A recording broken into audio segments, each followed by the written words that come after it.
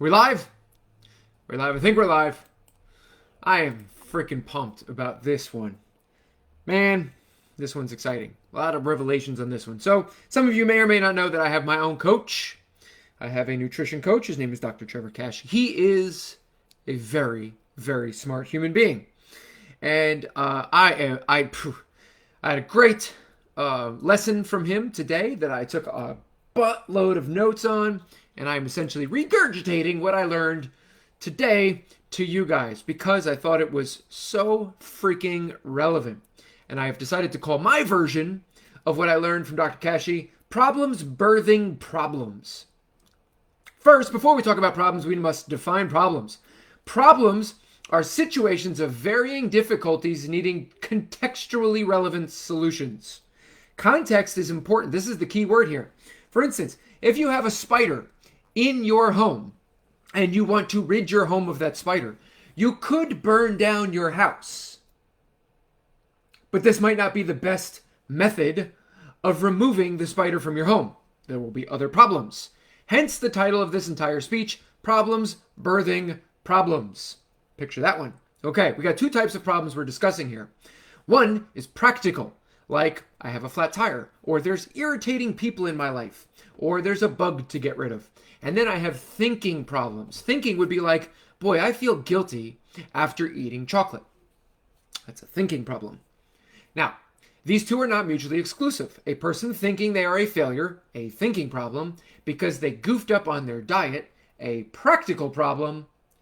Thus, the thinking problem, I'm a failure, is then proven true by their solution to the problem, eating their feelings, which has created more practical problems. Overeating. I'll clarify this in a second if I've made it as clear as mud. But done enough times, this continually reinforces the truth that we tell ourselves. I am mentally weak and ultimately a failure.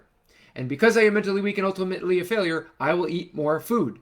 I will eat my feelings. And thus I will prove that I am mentally weak and ultimately a failure. Here's another example. You get laid off from work. You then feel useless. Because you feel useless, a thinking problem, you do not search for another job, which would have been a practical solution to the practical problem of being laid off. Are you with me? Practical problem, laid off. I feel useless, a thinking problem. I do not search for a new job because I feel useless. This is an adopted behavior of somebody who feels useless.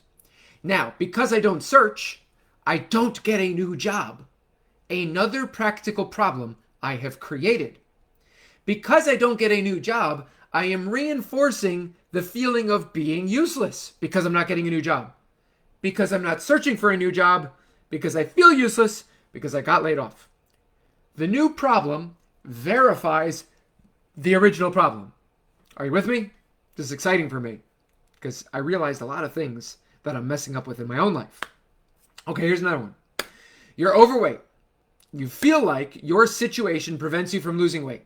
Now, being overweight was caused by a lot of problems that led up to it, right? Because you don't gain 30 pounds overnight. You gain this over time. So let's ignore the fact that lots of problems caused us to be overweight, okay? Or whatever your problem is. I'm just using overweight because a lot of people come to this page in order to cure or fix or get fit or healthy, okay? So I'm overweight. And you feel like your situation prevents you from losing the weight. What is your situation? I'm too old. I'm too busy. I'm too injured. I'm disabled. I have a job. I got kids. I got whatever the thing is that you think is the reason why you can't lose weight. Okay? Now, you then adopt behaviors of somebody who has trouble losing weight. You overeat. You fail to follow a plan. You don't hire a coach. You create these practical problems out of a thinking problem. The thinking problem became because of a practical problem, which is overeating and not exercising. That is the solution to losing weight. Eat properly and exercise. It couldn't be more simple. That is the practical problem. Now, simple is not easy, but I'm trying to define things, right? Okay. These adopted behaviors, the new problem you've created, in addition to the original problem, verify the original problem, further reinforcing the problem and the new problems. I'm also trying to see how many times I could use the word problem in a single presentation. Voila! This algorithmic adoption of self-sabotaging behavior proves the original problem to be true. And, I got a triggering phrase here, learned victimhood occurs, or rationalized victimhood. You become a victim. You learn to become that victim. You generate problems out of thin air when faced with the problem of having to discover the solution to your problem. I am overweight. That is a practical problem. There is a practical solution, but instead of trying to figure out the practical solution, you generate new problems instead. A singular issue is then made massive and complicated because of that. Sometimes accidentally, often purposely, and usually it starts as one and ends up as the other. Once you rationalize the state of victimhood, it becomes learned, and the new strategy becomes purposeful. For instance, I know eating this extra slice of pizza will hurt me, but I'll do it anyway. Who does that? I do that all the time. This will help me now, but eventually hurt me later, selectively forgetting that later eventually becomes now. I'm going to drink now because it'll cure my current problem now, ignoring the fact that the problem it will occur later will eventually be now.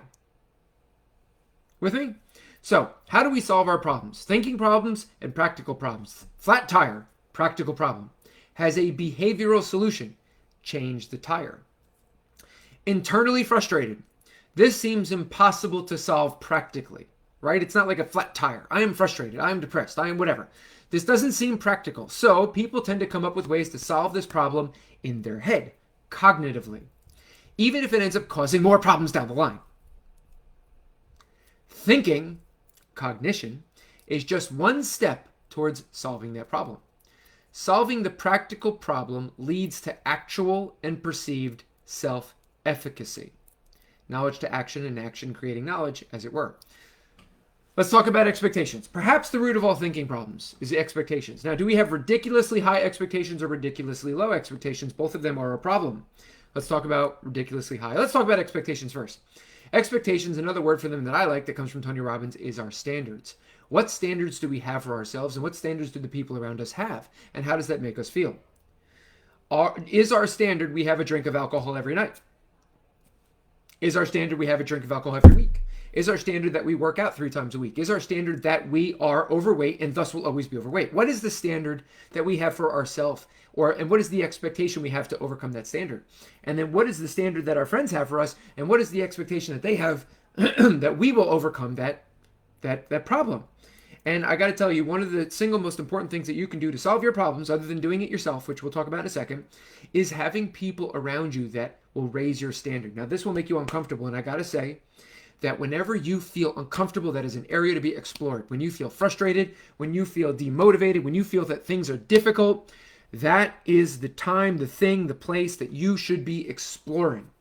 Don't run away from that. That's the thing, that dissonance, that's what you need to explore. Now, back to cognition. What do we think about this? Does it suck? Okay, listen, it is okay for things to suck. It's okay for the solution to suck. It's okay for the problem to suck. The sucking will continue to suck if you choose to ignore it or dwell on it. Therefore, it is only when you truly acknowledge the mass suckitude that you are in that you can truly refocus your efforts and work on changing it. Are you with me? What, how, and when? I'm giving you actual practical solutions now instead of just creatively wording problem and suckitude into sentences. What, how, and when? What is really causing the suck in my life? Name it. You cannot manage what you do not measure. Measuring is also naming. How exactly is it upsetting you? What is really causing the suck? How exactly is it upsetting you? When you are upset, describe those actions and those consequences. Write all this shit down. Fail to meet impossible standards. Upsetting thoughts. Negative cascading events. This is like in order. 1, fail to meet an impossible standard. 2, I have upsetting thoughts. 3, negative cascading events that reinforce the upsetting thoughts because I failed to meet an impossible standard. What is your standard? Is it impossible to meet? Now, Going through the what, how, and when stack allows you to begin stacking cards in your favor. Identifying and naming those feelings and actions allows you to place your focus practically on where it belongs. Practical solutions for problems. Practical. It's a key word here. Practical. When feeling ineffectual, it's easy to say, well, if I keep my expectations low, then I'll never be disappointed, or I'll never disappoint so-and-so, like my coach. I'll never disappoint Coach Amanda if my standards are so low. That is true, and also 100% wrong. By default, never hitting any expectations avoids the disappointment of failure. This is true. But it causes you to actually be a disappointment as a human being. I'm sorry if that triggers you or upsets you. By default, say it again, never hitting any expectations or never setting them to begin with. Yes, it avoids you ever having to hit them or fail to hit them.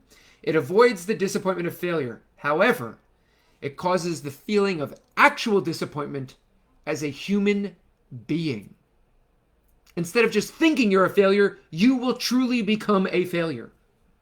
This may hurt your feelings. And thus, it is something that you should explore. If it hurts your feelings and you get defensive when you hear this, you should really think about that. By hiding from disappointing thoughts, you handicap your ability to ever produce in a fulfilling way. You transition from having disappointing thoughts in your head to becoming an actual disappointment in real life by virtue of negligence and apathy, by simply not doing anything, by giving up or not even trying. There is a popular belief that achievement comes from confidence and efficacy. I think, therefore I am. Right? I'm super confident and therefore I'll be good at this. That's ridiculous. It's the opposite. Confidence and self-efficacy comes from achievement. Every achievement is essentially achieved with low confidence and low efficacy at first. Who the hell is super confident about something they can't do or haven't done before they do it? Think about it. In contrast, if you are so freaking confident that you can do something, it's a practical, surefire thing that you can do it. So it's not that special to begin with. And you won't actually increase your confidence levels by doing it. If I put on my socks in the morning, I'm not going to jump up and down and go, oh my God, I put on my socks. This is amazing. Now, I have a very high degree of self-efficacy and confidence that I will be able to put my socks on in the morning. But I do not gain more confidence by doing it every day because it's a practical, surefire thing that I will be able to take my socks out of the drawer and put them on my feet. Now, in contrast, the first time Logan, who is 5, put his socks on by himself, he was thrilled. Daddy, I put my socks on by myself. He was so excited. But the first time he put those socks on, do you think he was like super confident? No, he hadn't ever put them on before. So he was not confident.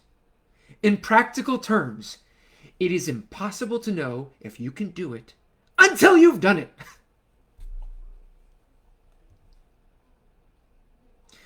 Here's the final thing I'll leave you with. The word adapt. A-D-A-P-T. A. Accept some uncertainty. Now, if you have trouble with this, hire a coach and let the coach help you. But you gotta accept some uncertainty. Now, I will say this. It gets easier to accept uncertainty as you practice this. But you gotta accept uncertainty. Do you think I have any certainty right now about anything that I'm doing to try and save Blue Titan from a freaking global pandemic? Building a beach and building a football field in the front yard and hiring somebody to do online videos? Do you think I have any certainty at all that any of this will work and that I won't end up homeless in 6 months? I have zero. Accept some degree of uncertainty. A. D. Define sabotaging behavior. What is sabotaging? Well, you know what's sabotaging? I feel nervous about everything that I'm doing, and thus I will just think about it and do nothing. That is sabotaging. Identify your sabotaging behavior, except identifying doesn't spell the word adapt. So I'm going to say define sabotaging behavior. A-D. A. Action planning to replace the sabotaging behavior. All ridiculous ideas are allowed. If you know what your sabotaging behavior is, plan the things you will do to replace the sabotaging behavior. Except you can't say plan because that's P and you need an A here to spell adapt. So action planning. P, predict your outcomes. What do you think will likely happen if you do XYZ? You can predict with a fair amount of certainty if you exercise more and eat better food, you will lose weight. That is like a virtual certainty. And then T, try it. You got to do the do, right? Accept some uncertainty. Define sabotaging behaviors. Action plan to replace those sabotaging behaviors. Predict your outcomes and try it. Guys, I think this stuff is genius. I can take no credit for it. I did reword some of it, but it all comes from my coach, Dr. Trevor Kashey. That is why I hire him and employ him. And hopefully some of this regurgitated information in my own language makes sense. I can appreciate, in hindsight, the alliteration of the word problem and suckitude. And comment below what you think. I hope you find this helpful. And I love you all. Enjoy your Monday. If it seems like I have a lot of energy, it's because I had a bang. And they're amazing. The energy drink. I know what you're thinking, dirty people. And I will see you all later. Bye.